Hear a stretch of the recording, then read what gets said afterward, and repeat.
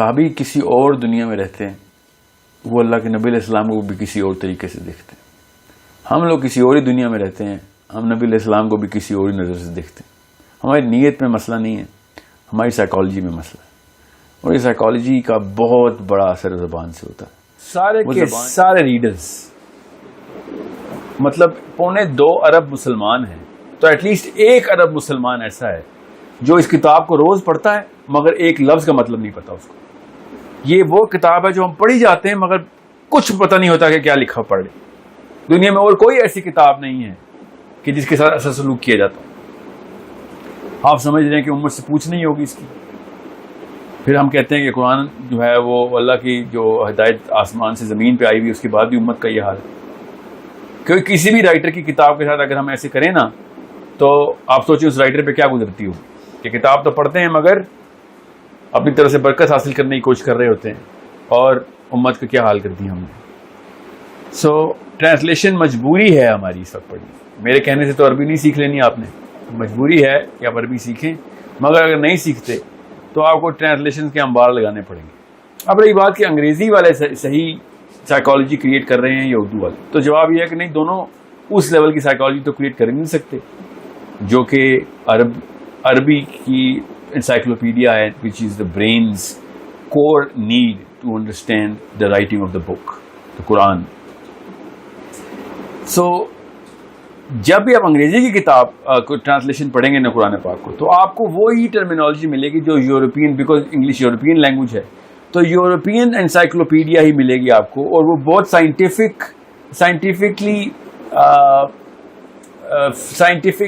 Friendly ہوگی. وہ terminology pure scientific تو وہ بھی نہیں ہوگی مگر سائنس فرینڈلی ہوگی, بیکاز سائنس نے بھی ہم تک انگریزی میں ہی سفر کیا ہے. بس یہ وجہ ہے.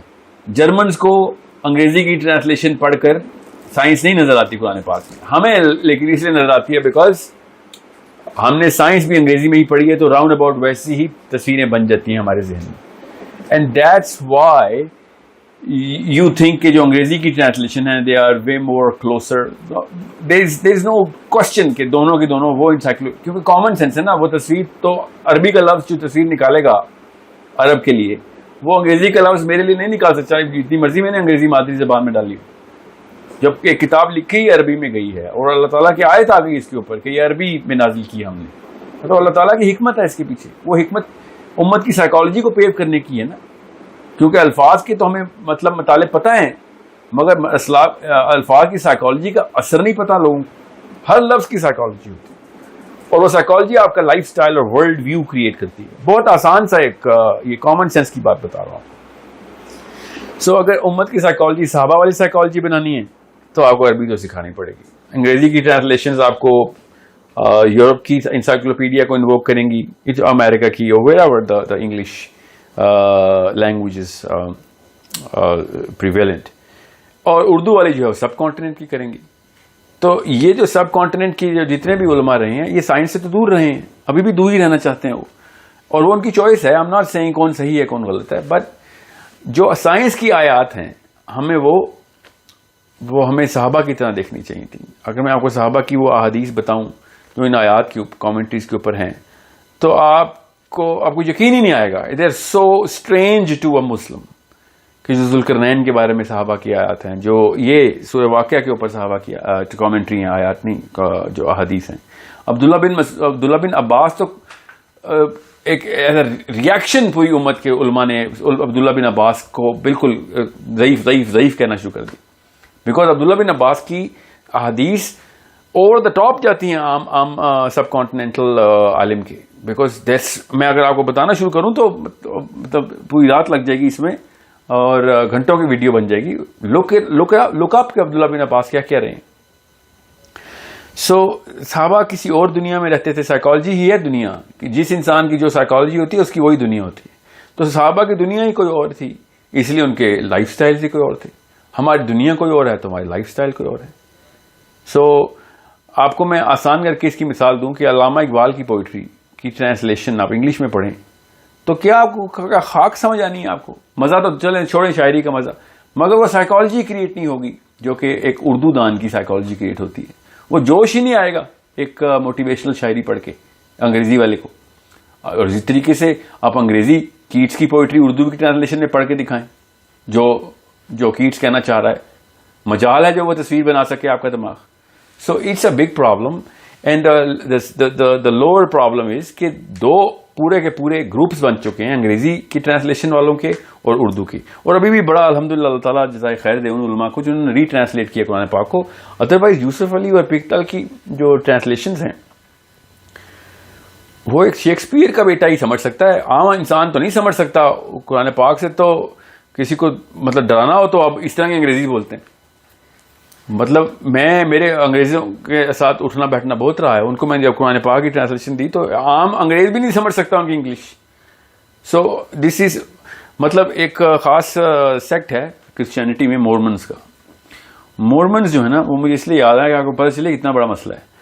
مورمنز نے جو اپنی بائبل لکھی نا, دا کریکٹڈ بائبل, جو جوسف اسمتھ کی جو بائبل ہے, یہ ان کا ایک جس طرح مسلمانوں میں قادیانی سیکٹ ہے نا, اس طرح کرسچنز میں مورمنز ہیں. ایک نیا نبی آ گیا تھا ان کا جس کو کرسچنز نے کہا کہ یہ کیا کر رہا بیٹھ کے. اس نے کیا کیا, اس نے کوئنز انگلش لینے کی بجائے, کیونکہ وہ تو امریکہ میں تھا, امریکہ میں اس کو نبوت ملی تھی, تو اس پہ تو سارا کا سارا جو معاملہ وہی کا تھا وہ انگریزی میں ہوتا تھا.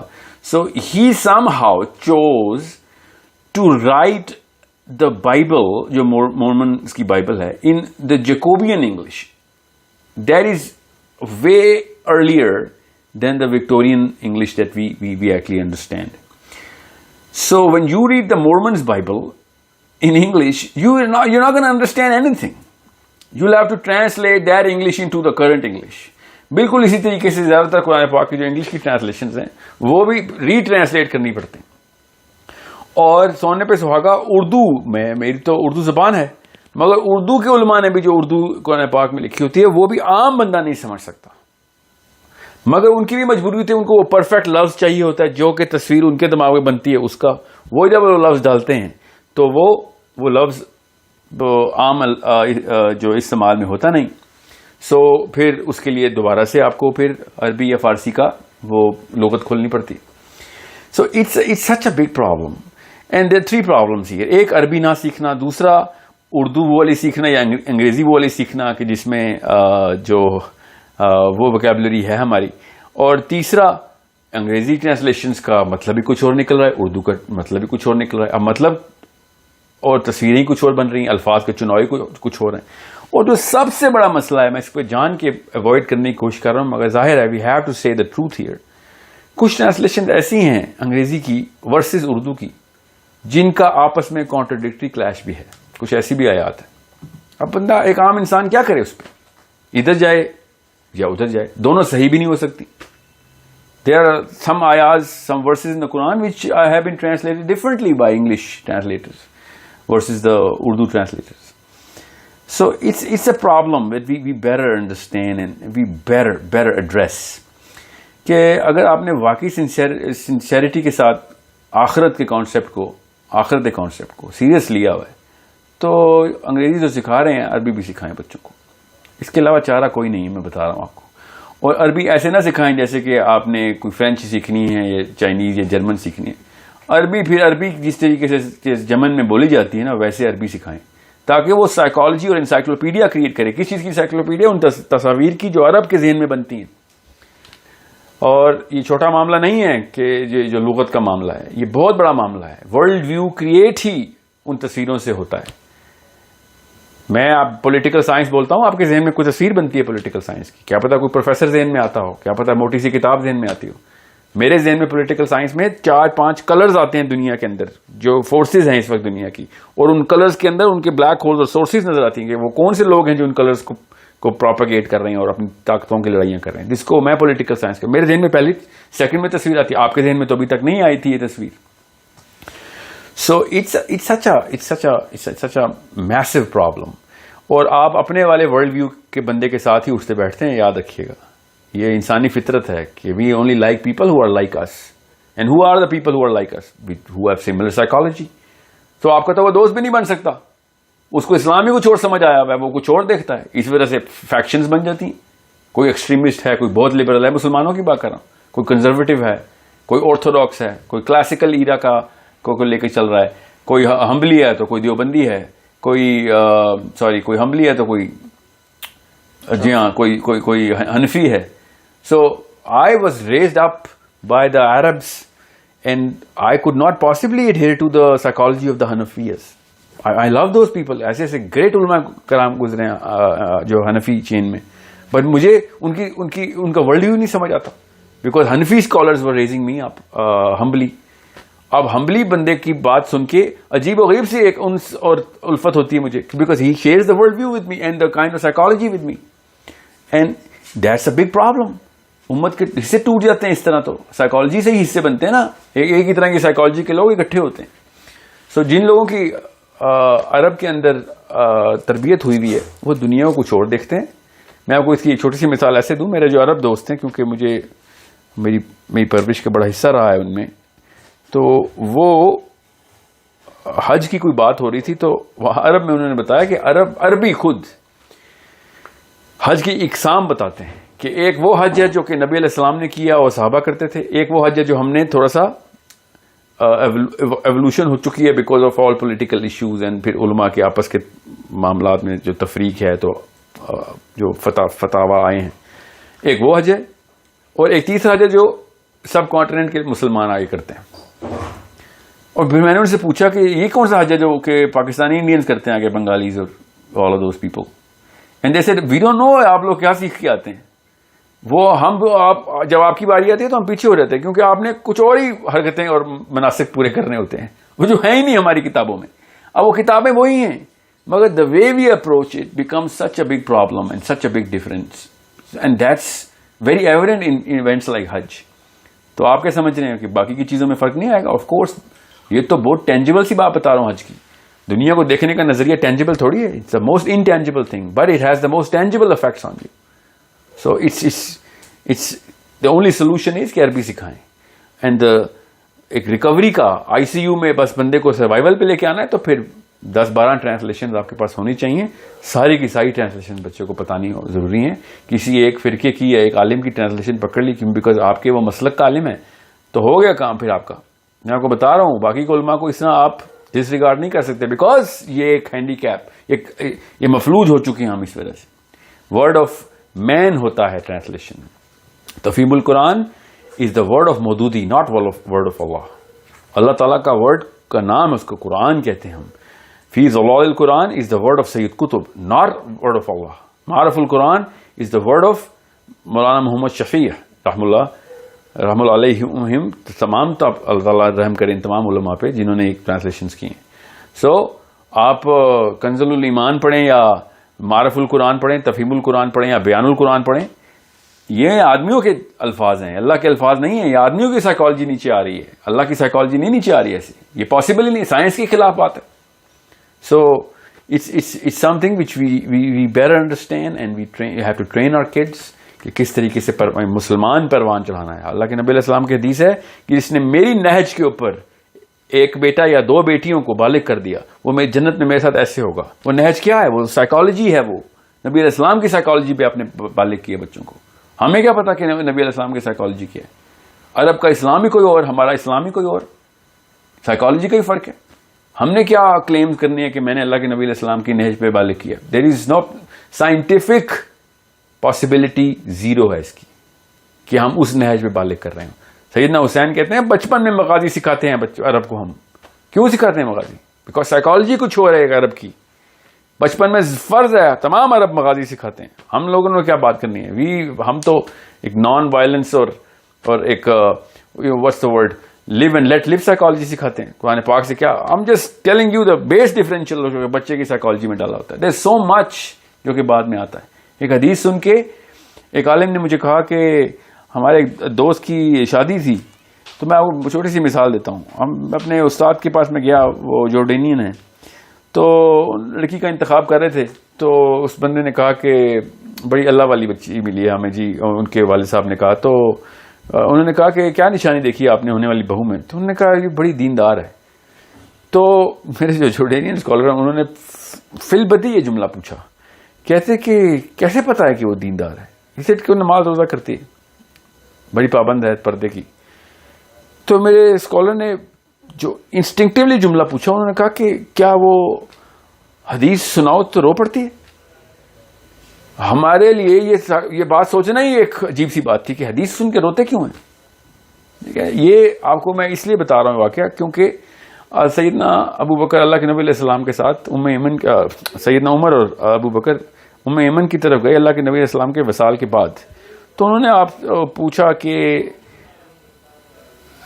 کیسے کیا حال چال ہے آپ کا, سب کچھ everything, and then they said کہ کیا ایسی چیز ہے جو کہ نبی علیہ السلام کے وصال کے بعد جو آپ کو یاد آتی ہو, سب سے زیادہ یاد آتی ہو اس وقت کی.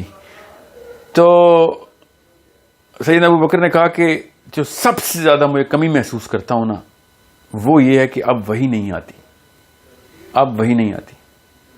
اور تینوں رونا شروع ہو گئے کہ کتنا بڑا نقصان ہو گیا اللہ کے نبی علیہ السلام کے وصال کی وجہ سے امت کا, کہ وہ جو ایک واقعہ اتنا بڑا ہو رہا تھا کہ اللہ تعالیٰ بات چیت کر رہے تھے, اللہ تعالیٰ ڈائریکٹ ہم سے بات چیت روز کرتے ہوتے تھے, وہ سلسلہ ختم ہو گیا اللہ کے نبی علیہ السلام کے وصال کے بعد. کس مسلمان کو رونا آئے گا اس بات پہ؟ یہ سائیکالوجی کچھ اور ہے جو کہ اس طرح کے آنسو دل کو اس طرح جا کے پکڑ لے. ہمیں اپنے ماں باپ کے مرنے کا کوئی رونا نہیں آتا, تو اللہ تعالیٰ کی بات کی تو ویلیو جو ہے نا وہ پھر اللہ تعالیٰ کے زبان میں کہ جو عرب والے لوگ ہیں وہی سمجھ سکتے تھے. اللہ کی جو ساری زبانیں, قرآن کی جو زبان ہے وہی سمجھتے تھے. جب قرآن زمین پہ آ رہا تھا تو کیا سائیکالوجی کریٹ ہو رہی تھی. But as I said, there's so much that we have done wrong, but it started with us leaving and divorcing the language of the Quran. امام شافعی نے رحم اللہ نے ارشاد فرمایا کہ عربی سیکھنا واجب ہے. اس کا مطلب ہے کہ اس کا سوال ہوگا, واجب کا سوال ہوگا آپ سے کہ عربی کیوں نہیں سیکھی آپ نے. دیکھیں ایک اور میں آپ کو فضائل کی حدیث ہے وہ سناؤں کہ جب اللہ تعالیٰ جنت کا فیصلہ کر چکے ہوں گے, دوزخ کا فیصلہ کر چکے ہوں گے, تو جنتی جو ہیں وہ جنت کی طرف چل رہے ہوں گے, دوزخی دوزخ کی طرف چل رہے ہوں گے. تو شیطان اس وقت اپنا آخری وار کرے گا آگے اور کہے گا کہ اللہ ان کو کیوں جنت میں بھیج رہا ہے, ان کی تجھے پتہ ہے نا کہ انہوں نے قرآن پاک کو غلط پڑھا ہے, ان کی تجوید ہی درست نہیں تھی. یہ آخری وار ہے قرآن شیطان کا. اس کی مثال ایسی ہے کہ ایک غزوے میں وار کرائی چل رہی تھی. وار کرائی کا مطلب ہے کہ موٹیویشنل کامنٹس دیے جا رہے تھے. تو ایمن کا واقعہ ہے. ایمن جو تھی نا وہ عرب نہیں تھی. تو صحابہ جب عرب میں کوئی وار کرائے تھے, کوئی کامنٹ کرتے تھے اونچا سا ان کو موٹیویٹ کرنے کے لیے, تو وہ اس کی ریپیٹیشن ایمن بھی کرتی تھی. مگر ایمن کو عربی نہیں آتی تھی, تو وہ جو الفاظ بول رہی تھی نا تو وہ کوئی اور کسی اور اصطلاح میں بول رہی تھی. تو 2-3 دفعہ جب انہوں نے موٹیویشن کرنے کے لیے بات کی تو اللہ کے نبی علیہ السلام نے ان کو روک دیا کہ آپ نہ کرائیں, آپ کچھ اور ہی بول رہی ہیں. So it's such a big thing when you look at these sort of things and you understand کہ ہماری کیا اوقات کہ ہم سمجھ بھی سکیں کہ صحابہ کون تھے. اور میں جاتے جاتے ایک فرق بتا دوں ایک عام امتی اور صحابی میں. ایک سچا خواب ہے جو کہ کافی لوگوں کو آیا ہے, علماء بیان کرتے ہیں اس خواب کو. ایک شخص نے آگے خواب سنایا اپنا, اور اس نے کہا کہ میں نے دیکھا کہ میں ایک جیپ میں پہاڑ کی اوپر کی طرف جیپ چلاتے ہوئے لے کے جا رہا ہوں جیپ کو, اور میرے ساتھ نبی علیہ السلام تشریف فرمائے اور پیچھے ابو بکر, عمر, عثمان والی بیٹھے.